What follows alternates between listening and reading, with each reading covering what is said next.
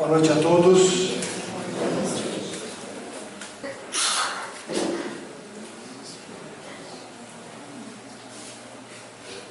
Nós estamos ouvindo os Espíritos, no tópico percepções, sensações e sofrimentos dos Espíritos. A questão é a de número 247. Como quem tiver alguma dúvida ou queira perguntar ou colocar suas opiniões, fiquem à vontade.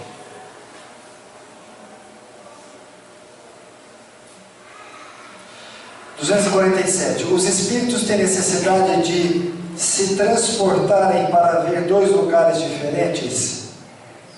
Podem, por exemplo, ver simultaneamente os dois hemisférios do globo? A resposta: como o Espírito se transporta com a rapidez do pensamento, pode-se dizer que vê tudo a uma só vez. Seu pensamento pode irradiar e se dirigir ao mesmo tempo sobre vários pontos diferentes. Esta faculdade depende de sua pureza. Quanto menos puro ele for, mais sua visão é limitada. Somente os espíritos superiores podem ter visão de conjunto. Tem uma nota de Kardec.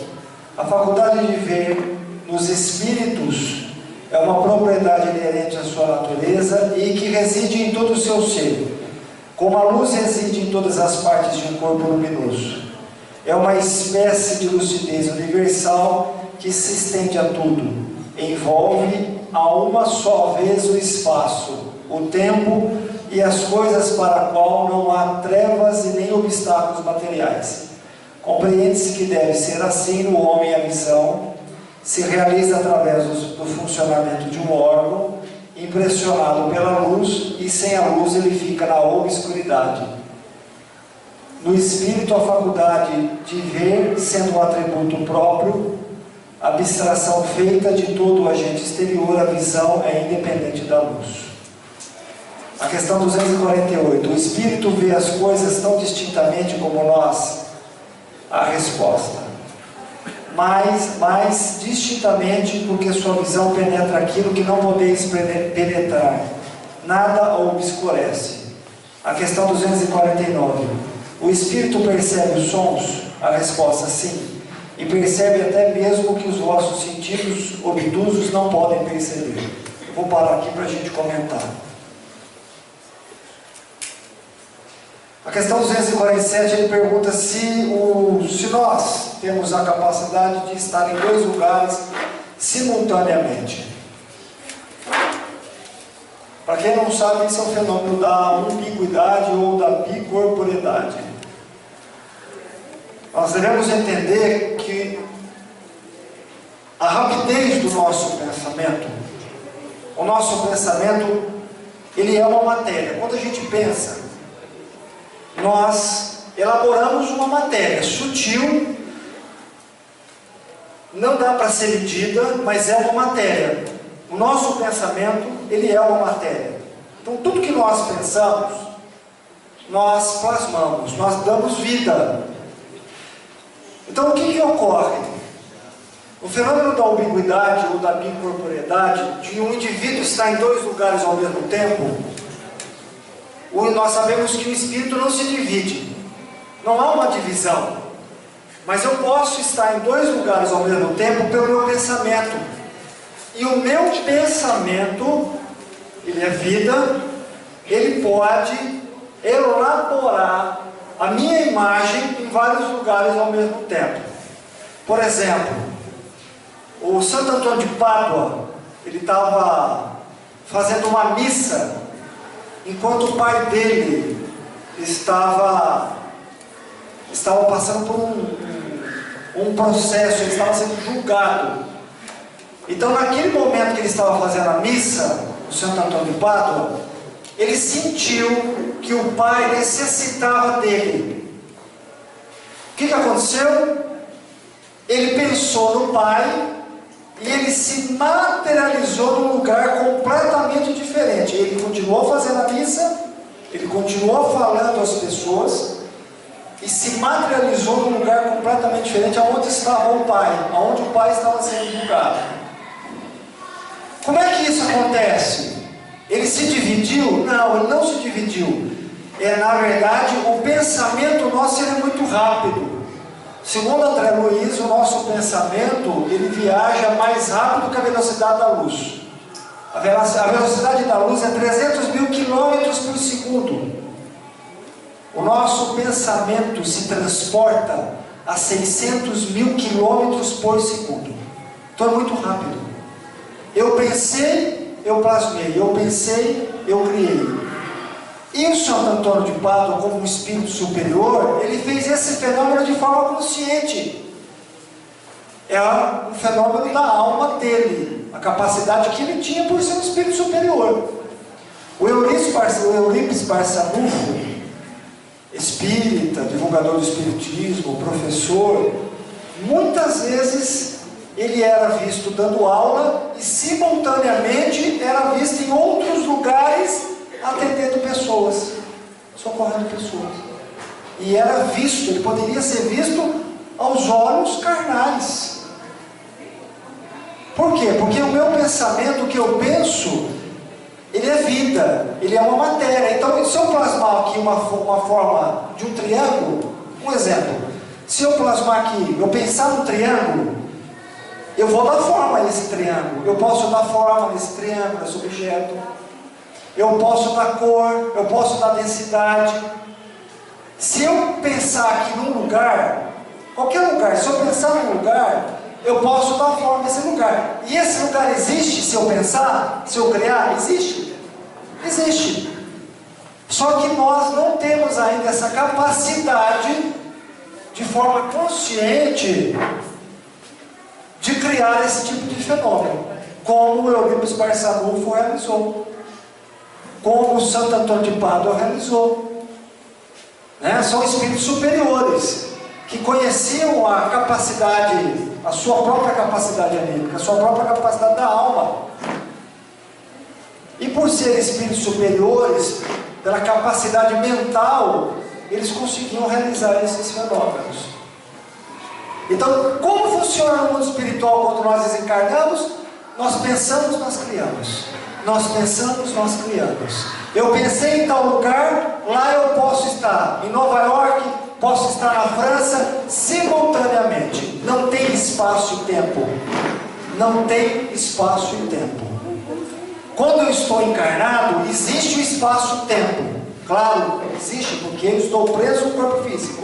Mas quando eu estou desencarnado, não existe espaço e tempo. Não existe obstáculos. Não há obstáculos.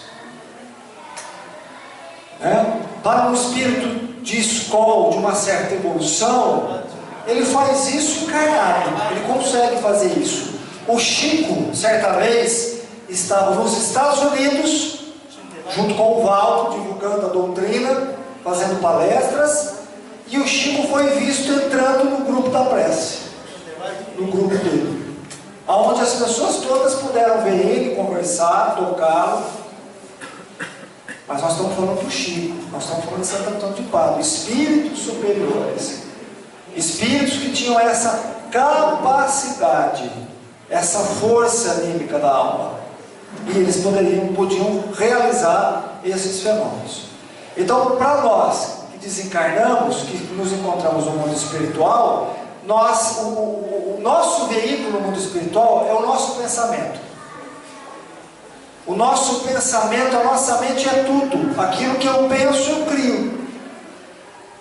Eu plasmo, eu dou vida. Então, no mundo espiritual, o nosso veículo é o nosso pensamento. E não há obstáculo. Como não há obstáculo para os espíritos de portas, janelas, não há obstáculo. Não há nenhum obstáculo. Eles podem atravessar portas, janelas, fogo. Não há obstáculo para eles. Ficou claro? Alguém tem alguma dúvida?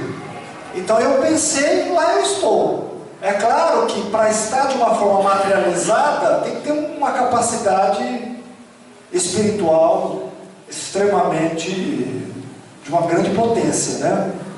Claro que se eu pensar, eu posso estar em pensamento, mas o meu pensamento se materializar naquele lugar, para que todo mundo possa ver, é claro que é um fenômeno extraordinário. Ele não é um fenômeno comum de se realizar.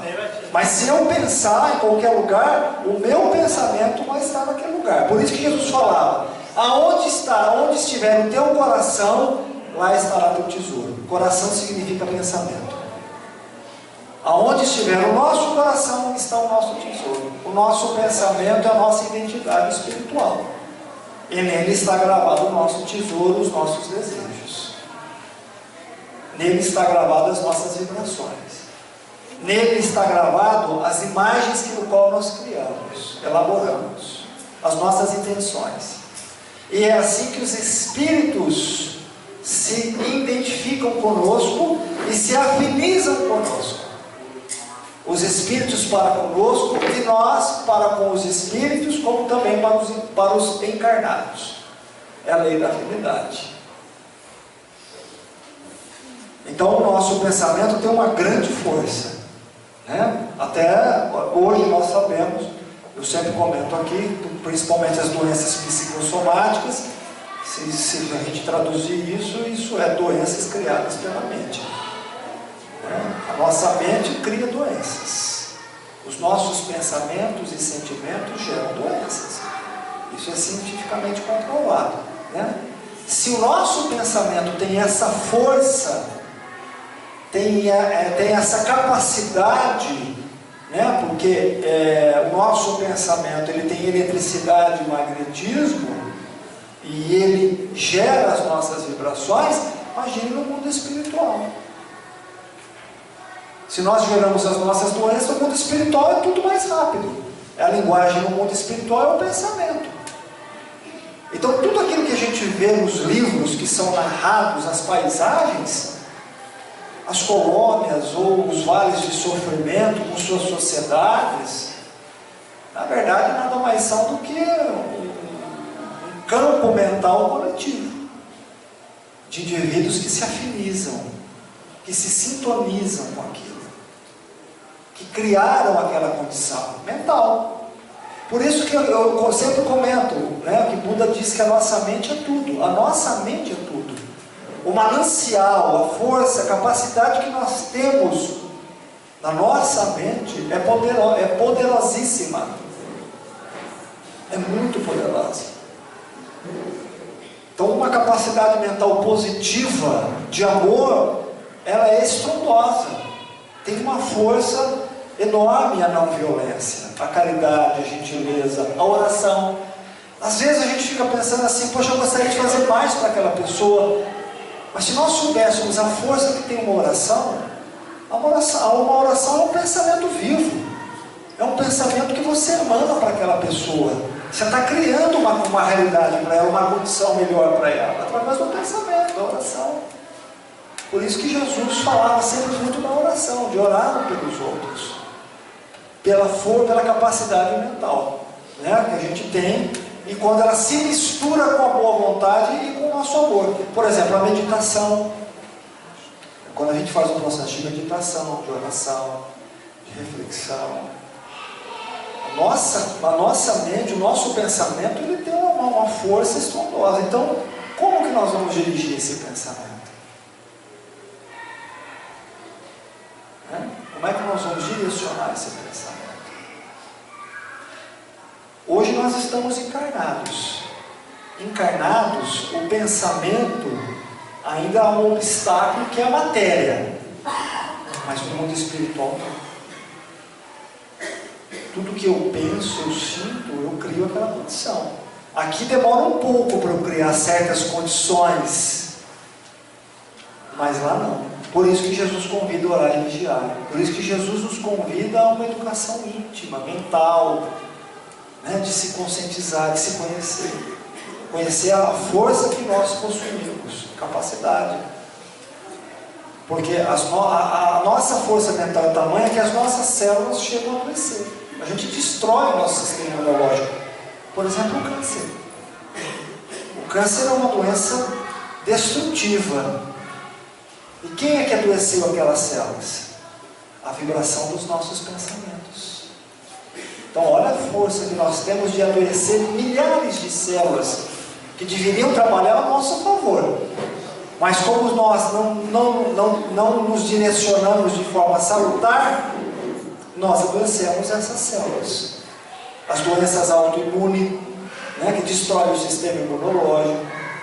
Então, a capacidade que nós temos.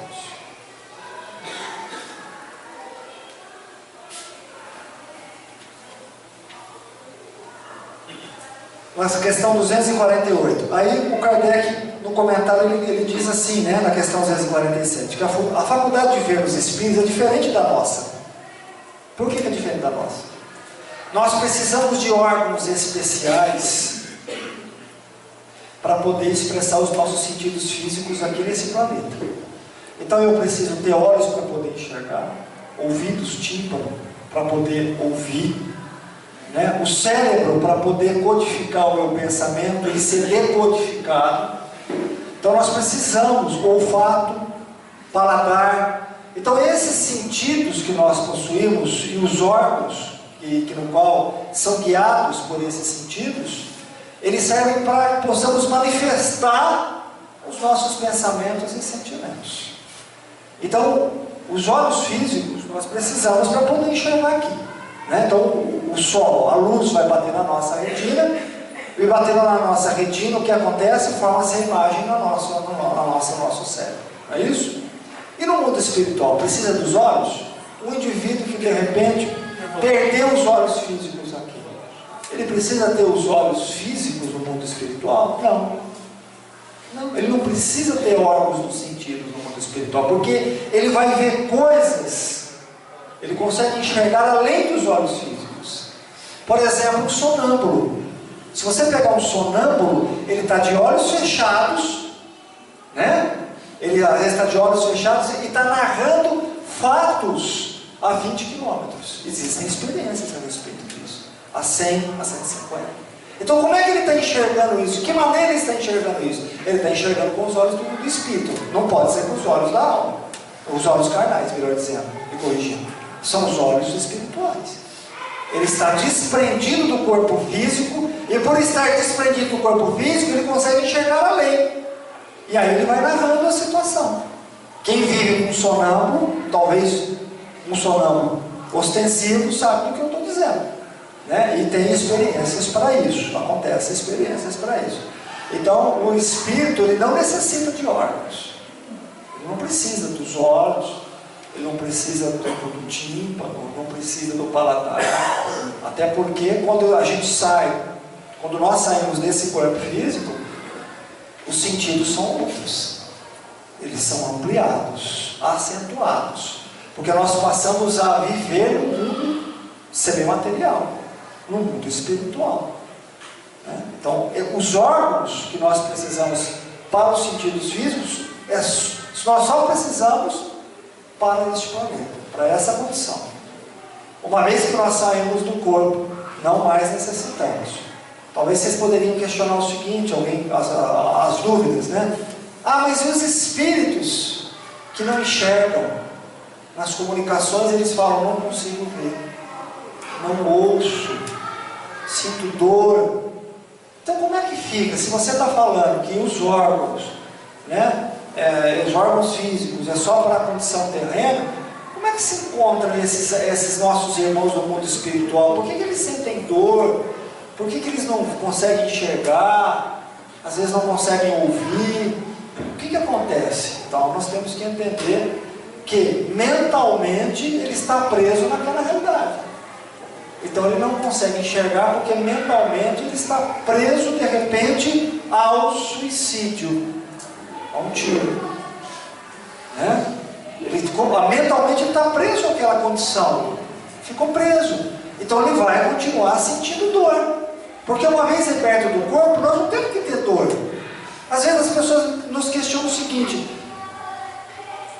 a morte, o desencarne em um acidente de carro, às vezes um acidente feio, né? Um acidente que de repente estraçalha aquele corpo material. Não necessariamente que a pessoa sentiu dor, ela foi desligada antes.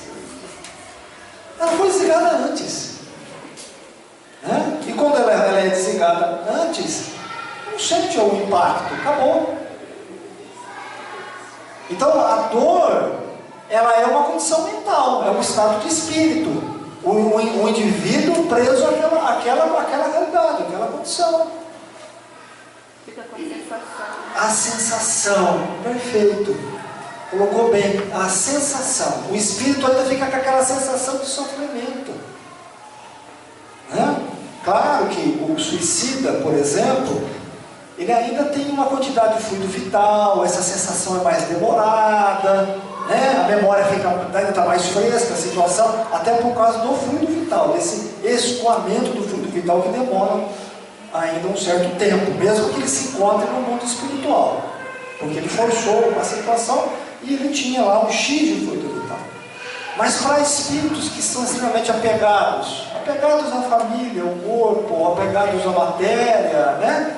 Ele, claro que se ele desencarnar naquela realidade, a mente dele vai ficar presa àquela sensação, a doença. Por que o espírito ainda continua sentindo dor, a dor do infarto? Quantos irmãos nós atendemos que morreram de overdose? Morreram de overdose por cocaína.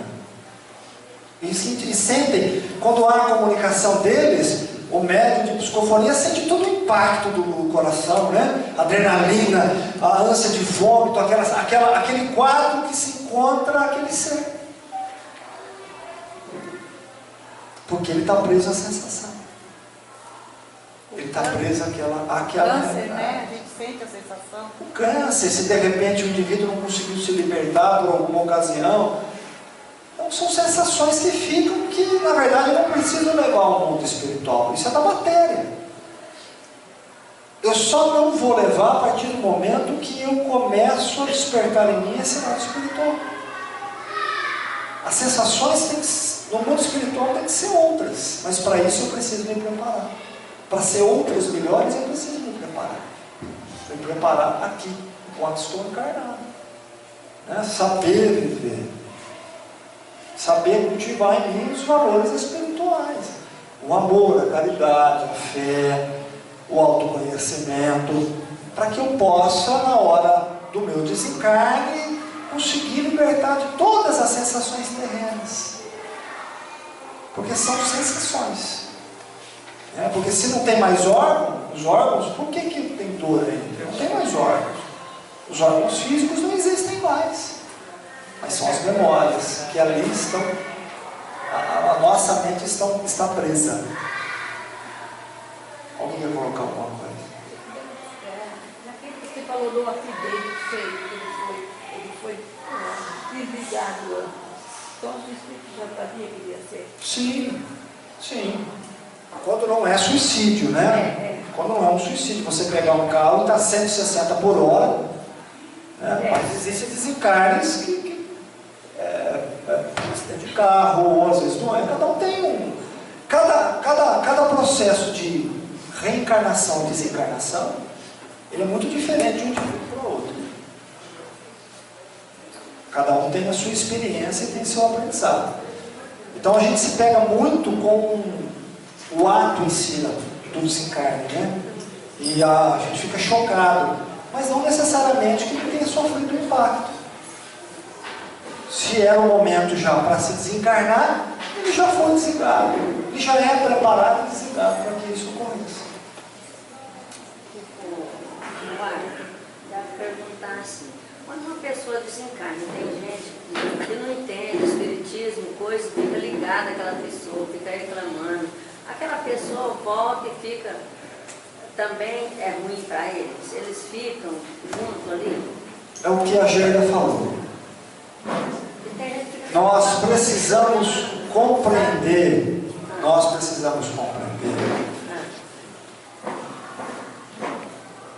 O verdadeiro sentido de se viver.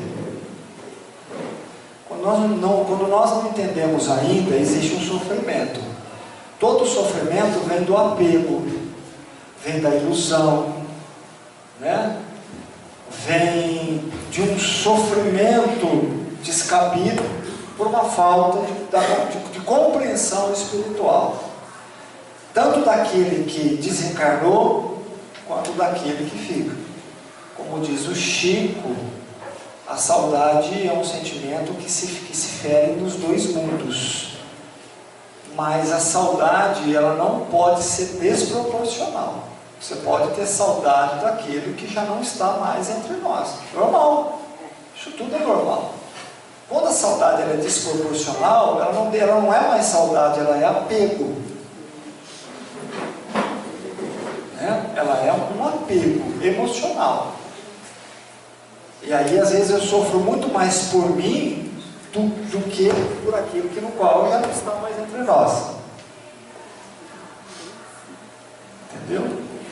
Então, na verdade, se a gente não cultivar essa vida espiritual, essa compreensão do mundo espiritual, criar essa condição em nós, mental, em pensamento, em sentimento, em entendimento, porque nós estamos ensaiando para o desencarne. Toda vez que nós dormimos, é um ensaio para o desencarne, né?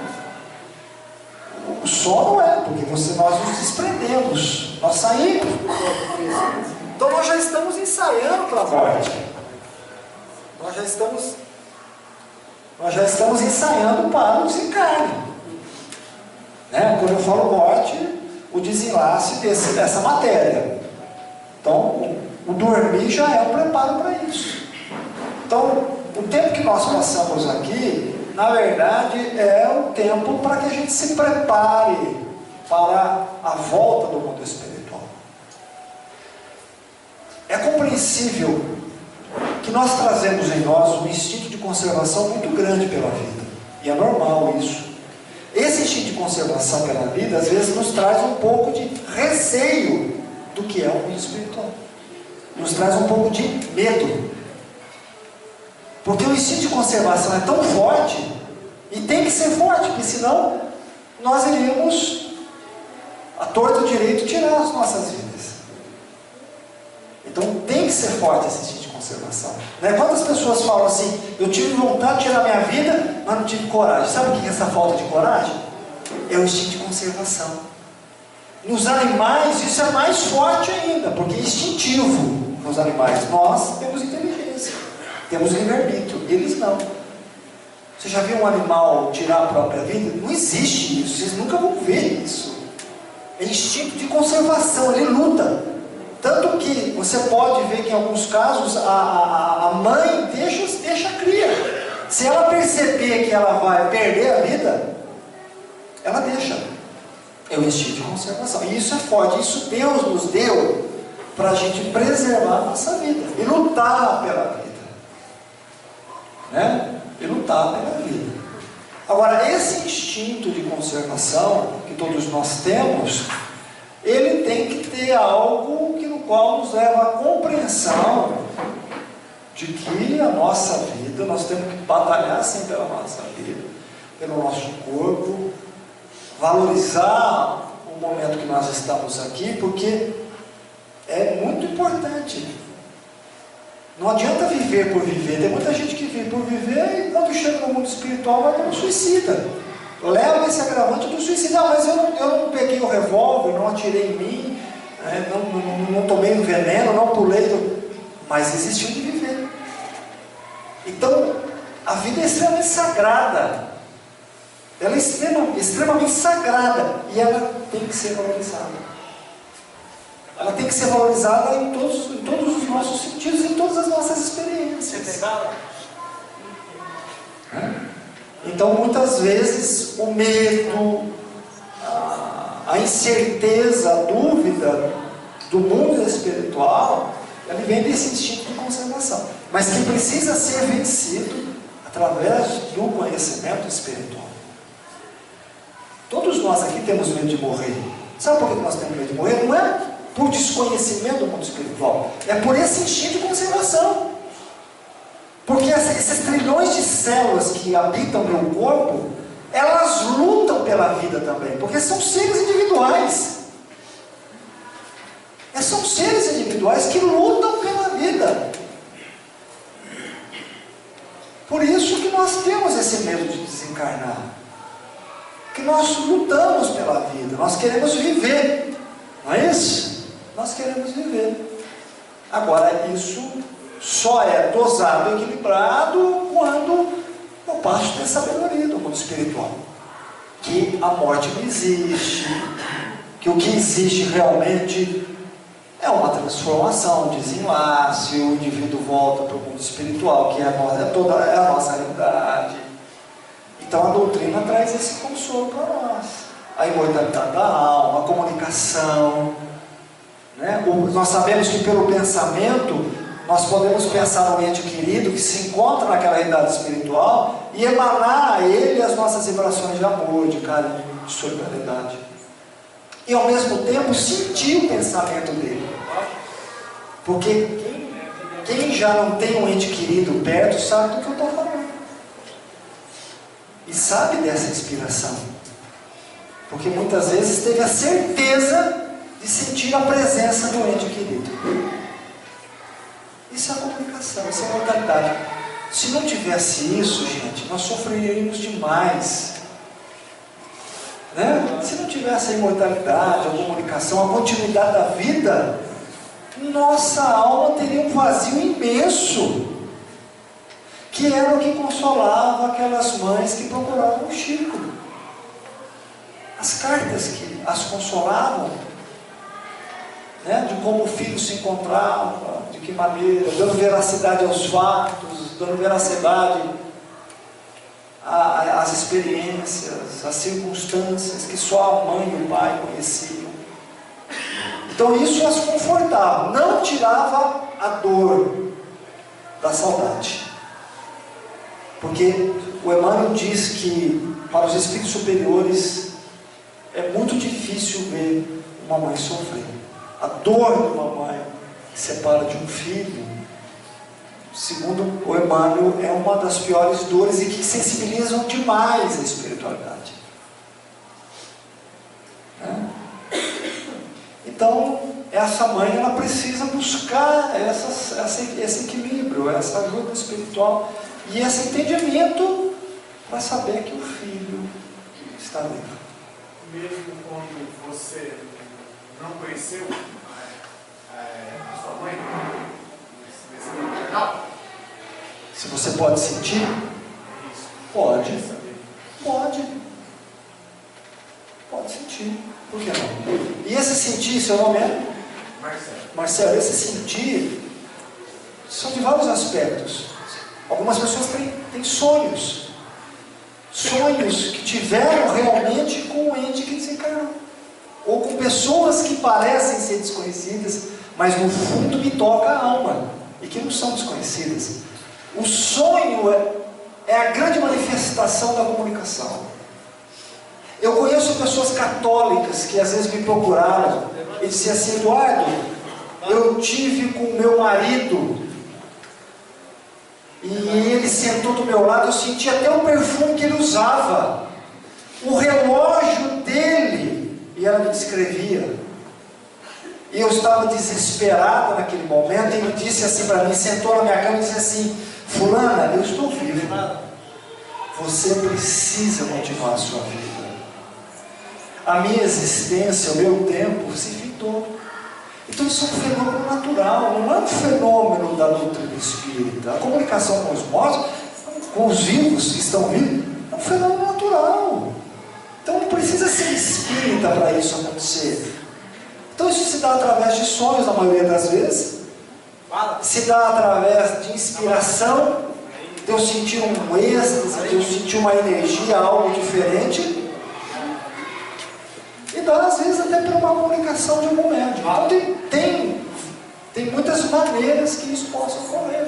Porque nós nunca estamos sozinhos. O mais importante que a gente tem que compreender e ter consciência disso, que nós nunca estaremos sozinhos.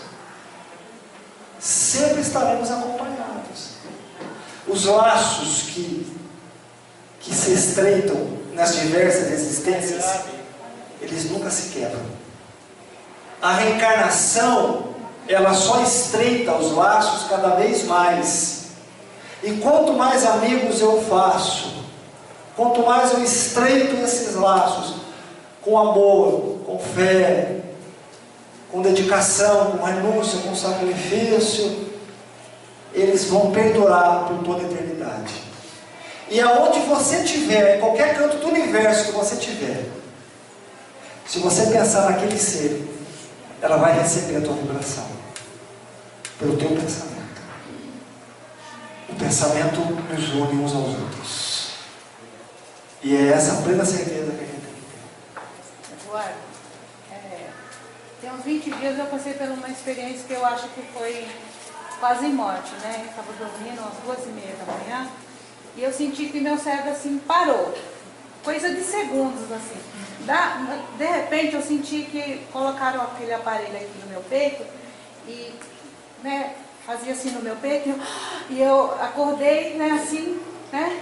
Dei um respiro muito grande e segurei no braço do meu marido e falei assim, estou passando mal, porque eu sentei e vi tudo rodando, né? Rodava. E aí eu suava, aí eu fui, tomei um banho, depois deitei, aí a sensação veio de novo. Aí eu sentei, comecei a fazer a oração, aí de repente eu estou indo pro banheiro e vi aquele jato, eu vomitei, né? Então, e eu ficava com medo de fechar os olhos e eu, né, morrer, né? Não provável que você estava infartando aí, e a espiritualidade deve ter te ajudado, né? Ajudou, porque então a sensação que eu tive foi essa. Então a gente tem que se cuidar. Porque eu estou passando por um processo com meu filho que casou e assim, a nora não está dominando ele e não deixa ele na minha casa, não deixa ver, né? Então, desde aquele processo lá que eu falei com você aquela vez lá, desde outubro, então a sensação, e a minha saúde está muito abalada, então a sensação que eu tive é que eu ia infartar naquela hora. E a sensação era tão nítida assim, que eu senti o aparelho aqui, que eles colocavam assim, que eu voltei assim, foi coisa assim, ó, de estar lá Então, dentro. isso é um alerta que mais uma oportunidade de vida, isso né? é um alerta para poder aproveitar da melhor maneira possível. E eu estou aproveitando, estou vendo a vida de outra maneira. É isso né? aí. Se a gente não vê a vida com outros olhos de outra maneira, E passei, que nem aqui fala, orar e vigiar, como você sempre está falando, o menino fala, e orando para eles, para Deus iluminar, para Deus dar sabedoria para eles. E orar por nós, né? Que a gente não entre na sintonia, que a gente ame as pessoas, perdoe, exercite o nosso cristianismo. Isso é o mais importante. Essas experiências que a gente passa com sogro, com sogra, com nora, com genro, com filho, são experiências para a gente aprender a amar. A gente precisa aprender a amar. Que não é fácil. A respeitar, a silenciar, né? A ter sabedoria, a silenciar, a ouvir, a dar outra face, a não responder, a se conhecer. Essa é a sabedoria que a gente precisa adquirir. E isso é praticado dentro dos lares. Né? A prática do que a gente aprende aqui da doutrina não vai ser aqui. Porque eu tenho contato com você aqui meia hora, com fulano 40 minutos, mas com a minha família não. Com a minha família eu vou ter um contato sempre. Né? Sempre eu vou ter um contato. E aí fica aquela coisa, laço consanguíneo, responsabilidade, e eu tenho que tentar estreitar, quer dizer, fica aquela cobrança lá na minha consciência, que é a voz de Deus dizendo, não, olha, é seu filho, olha, é sua filha, olha, é sua nora, que é a esposa do seu filho, né? Então aí começa, a voz de Deus falando, e a gente tem que tentar vencer a nossa animosidade, vencer a nós próprios, porque na verdade nós vamos vencer o filho, a nora, o sogro, é assim mesmo, vencer os nossos próprios sentimentos infelizes, para que possamos exercitar o amor, a tolerância, a oração. É claro que se eu não tenho uma boa afinidade, é óbvio que pela lei da sintonia, e a gente sabe disso, que fluidicamente, né, a física, ela nos explica isso, né, eu não vou ter a mesma reação que tenho com um amigo, que vai me fazer o coração bater de alegria, de felicidade, do que com um indivíduo com o qual eu tenho inimizade, com o qual meu coração vai bater, né, de adrenalina, de raiva, de ódio. Então, quer dizer, eu não vou, Jesus, quando ele pede para a gente dar outra face, ele não está dizendo que a gente vai amar mais aquela pessoa do que o amigo, mas o que ele quer dizer é, olha, não desejo mal a ela, não desejo mal a ela.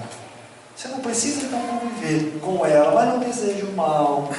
Ore por ela, ore por ele, né? Respeite ele como um ser humano, porque ao mesmo tempo, o contato que a gente tem com esses irmãos é um contato que a gente tem de forma profunda em nossa alma, porque muitas vezes esses irmãos são os únicos que têm coragem de apontar coisas que no qual os nossos amigos não apontam, porque são amigos.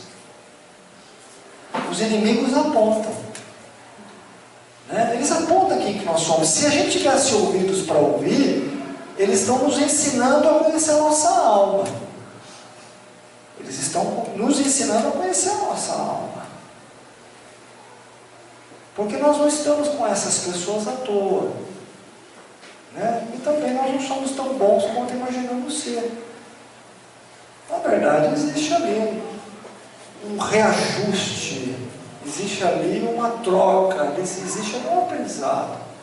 O que a gente precisa tentar aproveitar é esse tempo, porque desse amadurecimento, dessa aceitação daquele indivíduo, surge ali uma pessoa com a qual eu possa ter uma grande afinidade no futuro. É um ensaio. Tudo é um ensaio. Nós estamos ensaiando para ser melhor. A vida é o teatro, né? O teatro é a vida, é o palco da vida. Então nós estamos ensaiando peças e mais peças para ser melhor. Claro que tem hora que a gente vai tropeçar, vai cair, mas aquela voz interior vai fazer assim: ó, levanta, revê, reflita, analisa, se acalme, vá, se aproxime, tente se desculpar, tente conversar sem agressividade, com passividade, com amor, para que a gente possa, na verdade, se transformar. Nós não vamos mudar ninguém. A proposta de estarmos aqui, nesse planeta escola, é nos mudarmos, é cada um mudar por si só, é cada um buscar a sua melhora. Por isso que nós nos encontramos aqui. Então, quanto mais a gente investe na nossa melhora, né, na oração, e principalmente por aqueles que necessitam e que nos cobram, porque eu vou dizer uma coisa a vocês. O Benedito sempre me fala isso, ele fala amor. Amor não serve para aqueles que estão receptivos. O sentimento, o amor, o ápice dele, a verdade dele é para aqueles que nos cobram. É para aqueles que nos exigem paciência. É para aqueles que nos exigem compreensão, renúncia, sacrifício. E aí ele me diz: vê o exemplo do Cristo. É só ver o exemplo de Jesus. Jesus conviveu com os melhores? Não.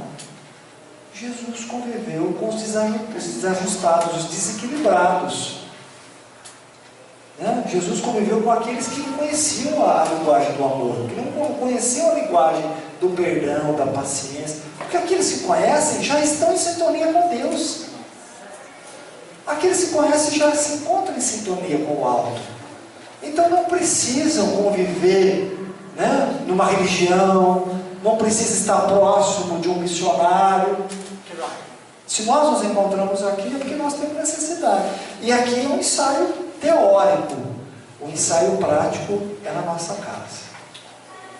A partir do momento que eu passei a orar e pedir a Deus, a Jesus, que me desse sabedoria e mostrasse que caminho seguir, eu comecei a acalmar meu coração, meus pensamentos, e vi a situação de outra maneira, né?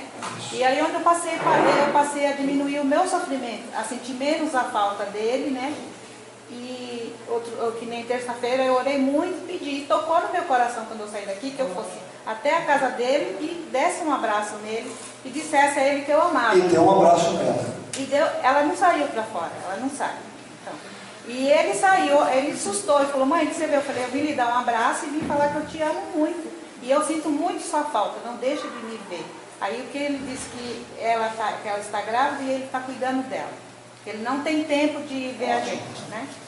Então eu passei a sofrer menos, a partir da prática dos ensinamentos que a gente escuta aqui, né? Na verdade, se a gente aceitar o outro como ele é, orar por ele, porque brigar vai distanciar seu filho, vai distanciar seu neto. Na verdade, o que ele vai sentir feliz é a Eu não sou de aproximação. brigar, eu nunca agredi. É a aproximação até com a nota. Olha, eu nunca agredi ela me agride na rede social, me xinga, me põe um monte de coisa. Nunca agredi. Muito pelo contrário, acolhi, quando engravidou, acolhi em casa para ter bem e tudo mais. É que ela tem uma possessão por ele muito grande. E ela tem ciúmes, aí nós temos né? que deixar que aí eles são casados, têm uma família, e nós precisamos entender que a nossa liberdade ela termina quando começa do outro. A questão 248. O Espírito vê as coisas tão distintamente como nós? A resposta: mais distintamente, porque sua visão penetra aquilo que não podeis penetrar, nada obscurece. Então, por exemplo, os Espíritos poderiam ver através dessa parede, de outra, tranquilamente. E quanto mais espiritualizados, quanto mais superiores, maior é a sua visão.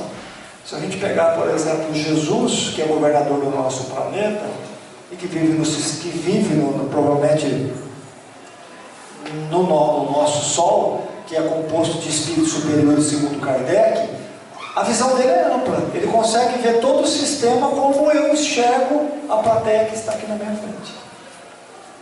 Né?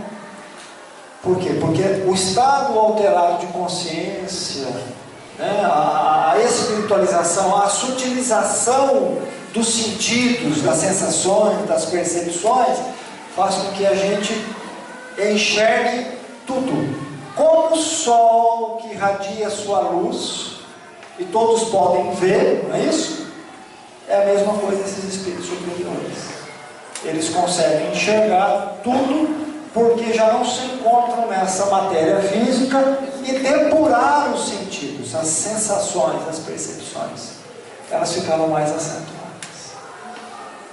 Quando a gente fala Deus vê tudo, porque Deus está em tudo, não é isso? Deus é o universo, né? Como que Deus sabe de tudo? Porque Deus está em tudo.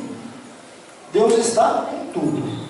Nós que somos criaturas dele, filhos, e trazemos aí o germe, né, de um grande potencial assim despertado, divino em nós, automaticamente poderemos ter essa capacidade? Sim.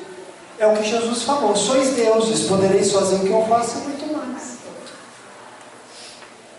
Isso vem com a depuração da nossa alma. A faculdade de ouvir como a de ver está em todo o seu ser? A resposta: todas as percepções são atributos do espírito e fazem parte do seu ser.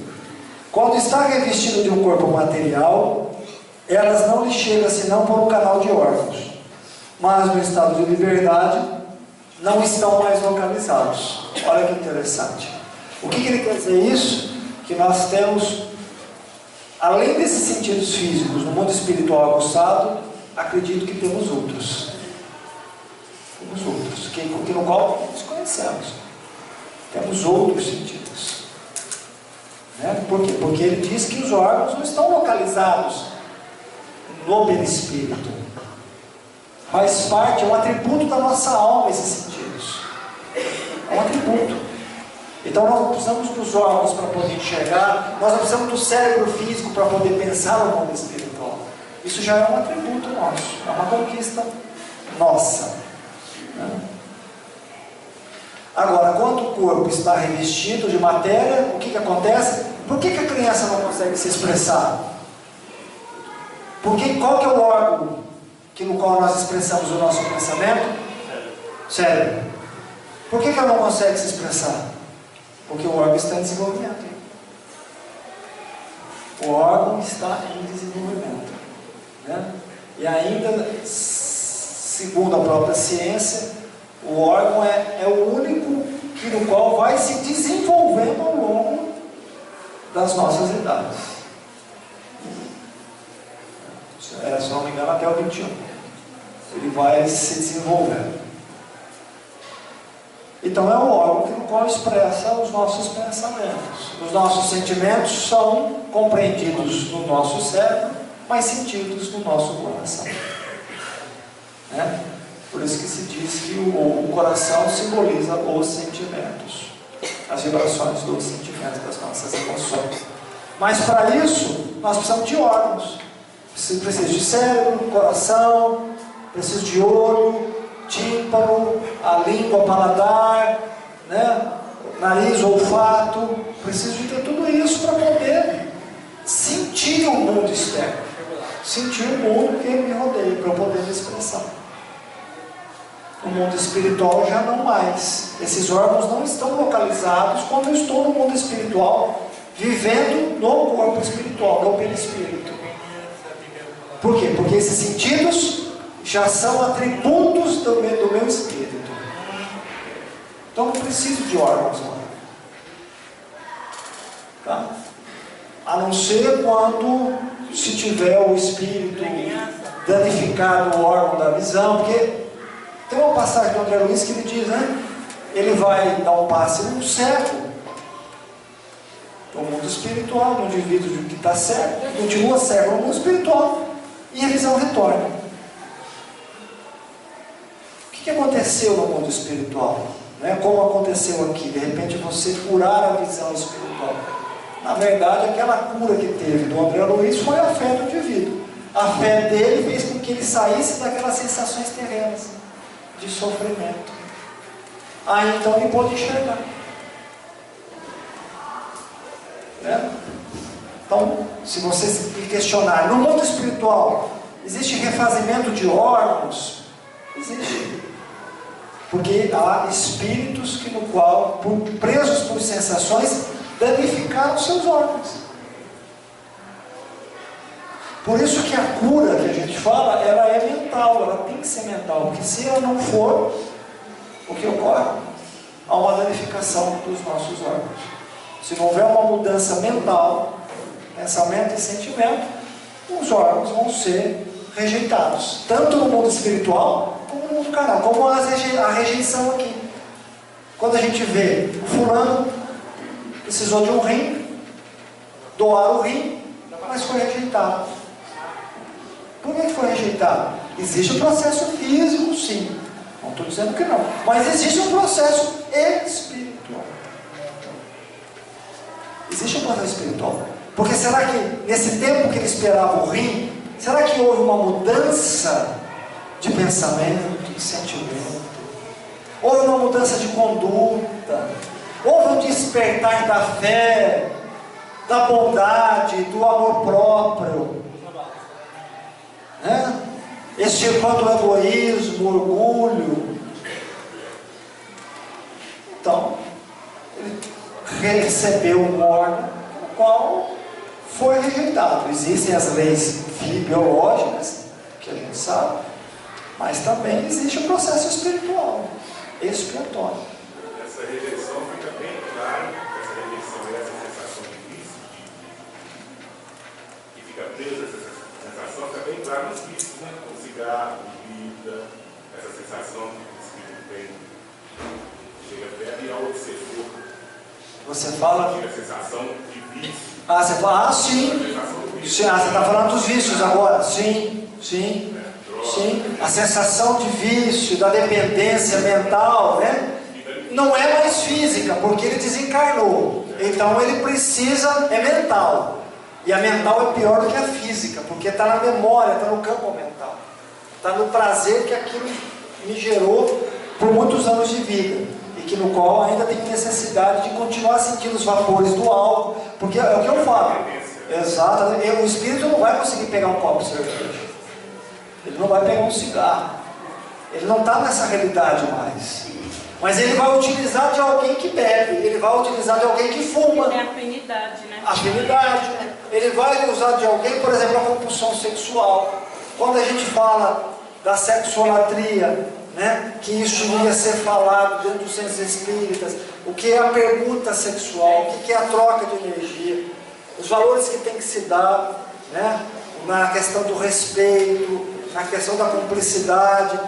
Quando você tem experiências somente fisiológicas, presas somente às necessidades carnais, e quando não há sentimentos valorosos, como respeito, cumplicidade, carinho, claro que você está viciando, você está se viciando mentalmente e está viciando o seu órgão genital. E aí você vai depender dessa situação. Você vai depender de buscar sexo sem compromisso para poder sentir algum alívio, algum prazer. Isso é uma compulsão.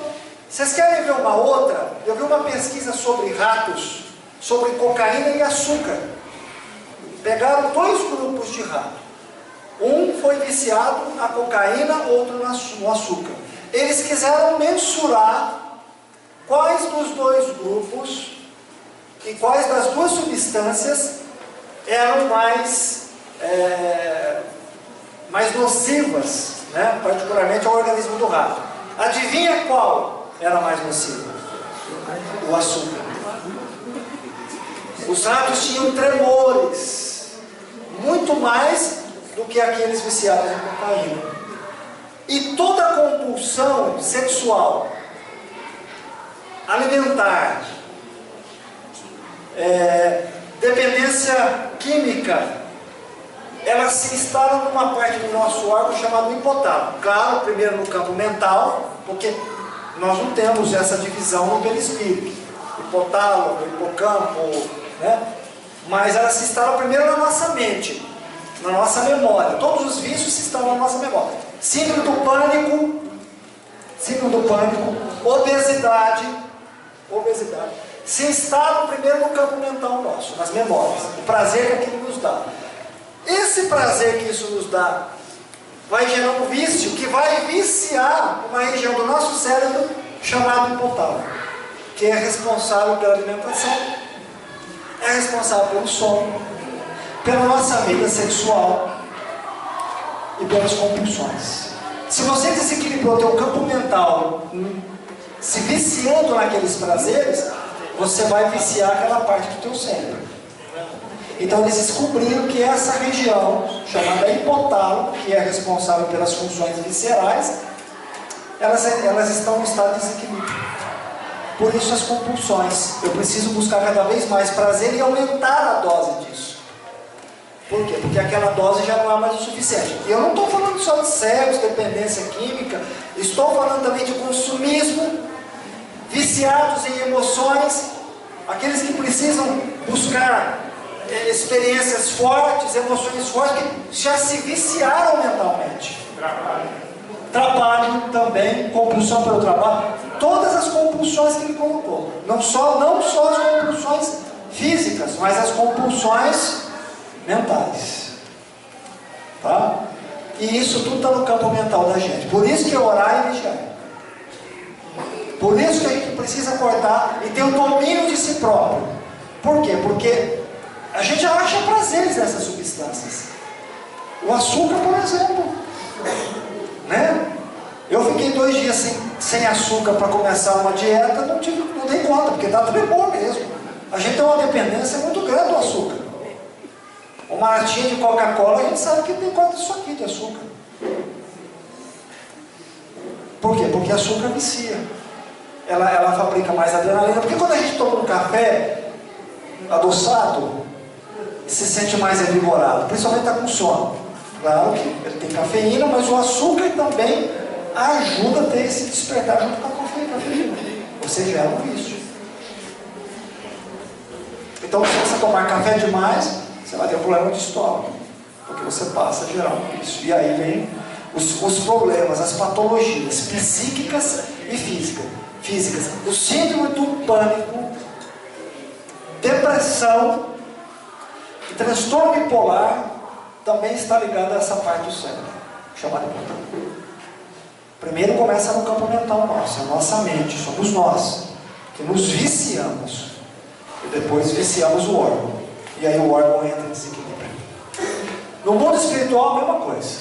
Se um sujeito desencarna nessa condição, ele vai dar continuidade ao que ele é no mundo físico ou no mundo espiritual. Ele vai continuar viciado naquela circunstância.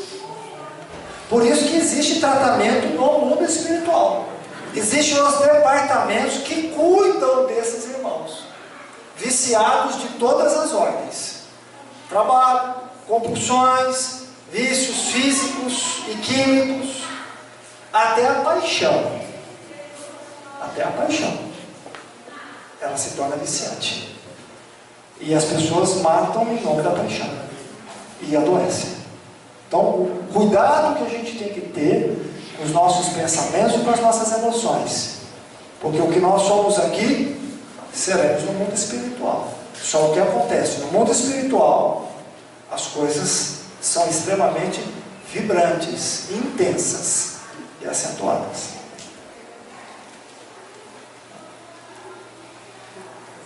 A questão 250 para a gente finalizar. Sendo as percepções atributos do Espírito, é possível que ele deixe de usá-las? Olha só. O Espírito só vê e ouve o que ele quiser. O Espírito só vê o que vê e ouve o que ele quiser.